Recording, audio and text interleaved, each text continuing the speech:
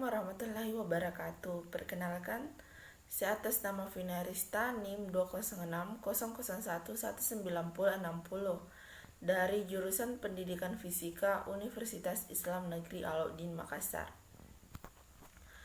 Di sini saya akan menjelaskan materi tentang pemuaian waktu atau dilatasi waktu, dan yang kedua yaitu efek Doppler. Yang pertama yaitu pemuaian waktu atau dilatasi waktu. Dilatasi waktu adalah konsekuensi dari teori relativitas khusus di mana dua pengamat yang bergerak relatif terhadap satu sama lain akan mengamati bahwa jam pengamat lain berdetak lebih lambat dari jamnya. Peristiwa ini bukanlah akibat dari kesalahan jam atau faktor teknis lainnya, tetapi merupakan sifat dasar dari pembengkokan ruang waktu yang dijelaskan dalam teori relativitas. Kebingungan yang sering muncul dalam mempelajari efek ini adalah efek ini berlaku dua arah jika pengamat A mengamati bahwa jam pengamat B berdetak lebih lambat karena efek ini, maka pengamat B juga akan mengamati bahwa jam pengamat A berdetak lebih lambat. Hal ini sangat berlawanan dengan intuisi.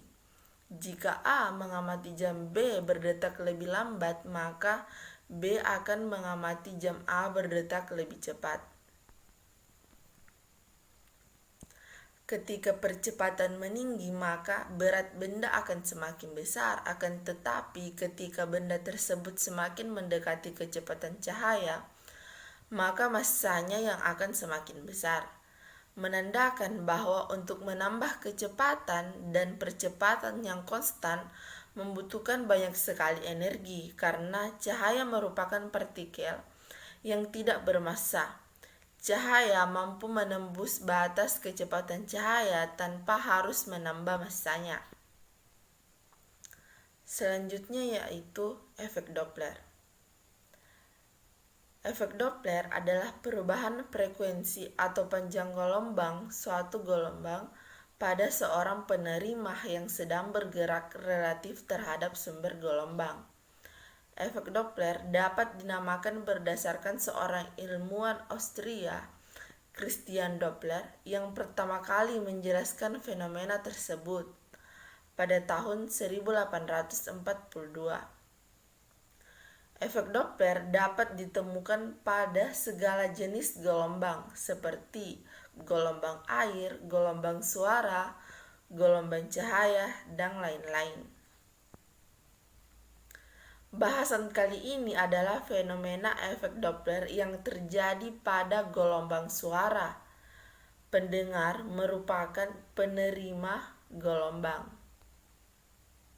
Contohnya, jika kita pendengar sedang diam dan mendengar suara dari sumber suara yang juga diam, maka suara yang kita dengar akan memiliki frekuensi yang sama dengan sumber suara. Namun, efek Doppler akan terjadi saat sumber suara bergerak terhadap pendengar ataupun sebaliknya. Contohnya adalah ketika kita mendengar mobil bersiren yang sedang melaju ke arah kita, maka kita akan mendengar bunyi siren yang makin meninggi. Pitch atau frekuensi suara makin tinggi. Kemudian saat mobil tersebut telah melewati kita dan makin menjauh, bunyi siren akan makin mengecil atau pitch makin merendah. Inilah fenomena efek Doppler, yakni perubahan frekuensi suara yang dihasilkan oleh suara yang bergerak. Rumusnya yaitu Fp sama dengan P plus minus Pp per P tambah plus minus Ps kali Vs, di mana Vv adalah frekuensi yang didengar oleh pendengar dengan satuan Hz, Vs adalah frekuensi dikeluarkan oleh sumber suara dengan satuan Hz, P adalah kecepatan suara di udara dengan satuan meter per sekon, Pp adalah kecepatan pendengar jika bergerak dengan satuan meter per sekon, PS adalah kecepatan sumber suara jika bergerak dengan satuan meter per sekon. Perhatikan rumus tersebut.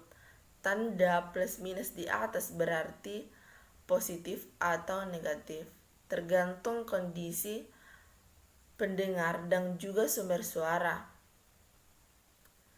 Berikut ini perjanjian mengenai pemakaian tanda plus minus tersebut. VP bernilai positif jika si pendengar mendekati sumber suara dan bernilai negatif jika menjauhi sumber suara. PS bernilai positif jika sumber suara menjauhi pendengar dan bernilai negatif jika mendekati pendengar. Cukup sekian yang bisa saya jelaskan, lebih dan kurangnya mohon dimaafkan. Assalamualaikum warahmatullahi wabarakatuh.